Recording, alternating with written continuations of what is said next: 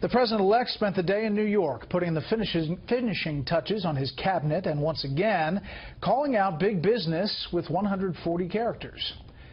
Correspondent Peter Ducey reports from New York tonight on Trump's latest moves. The president-elect showed again today he has no problem making an example out of an American company he thinks is trying to make money here off products made elsewhere. At Real Donald Trump tweeted, quote, General Motors is sending Mexican-made model of Chevy Cruze to U.S. car dealers tax-free across border. Make in USA or pay big border tax. Tweets like that have moved markets in the past. Just ask Boeing and Lockheed Martin, who eventually adjusted cost estimates for major projects under pressure by the president-elect.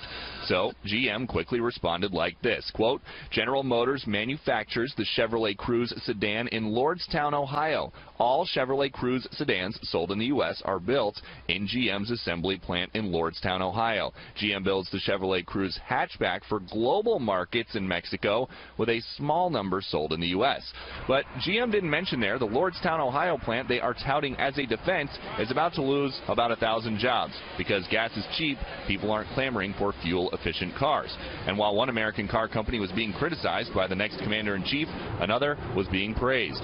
Ford announced it's not going forward with the new plant in Mexico and has instead chosen to invest $700 million in a Michigan facility, something candidate Trump said he was hoping would happen. If you look at what Ford is doing, they're building billions of dollars worth of plants in Mexico. I want them to build the plants in the United States. Today's move saved about 700 jobs in the States, and the company's CEO says this was a business-first decision, but he admits executives in the boardroom at Ford HQ have been paying attention to what Mr. Trump has said on the trail. When we look at some of the tax and regulatory reforms that he's been talking about, that gives us a lot of confidence, and this is a vote of confidence that he can deliver on those things. The promise of better trade deals helped Trump gain steam during the primaries, and he's announced he wants Reagan administration veteran Robert Lighthizer to be U.S. trade rep, a cabinet-level job in an administration led by someone attempting to stimulate economic growth in a way no president ever has before.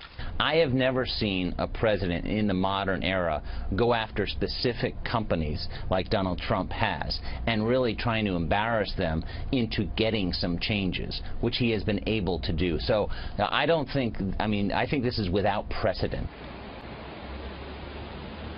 And news is breaking tonight that someone Mr. Trump has fired before on The Apprentice may soon be hired for a job at his White House. Omarosa Manigault is being considered for a position in the Trump administration. She was one of his earliest and most enthusiastic celebrity endorsers.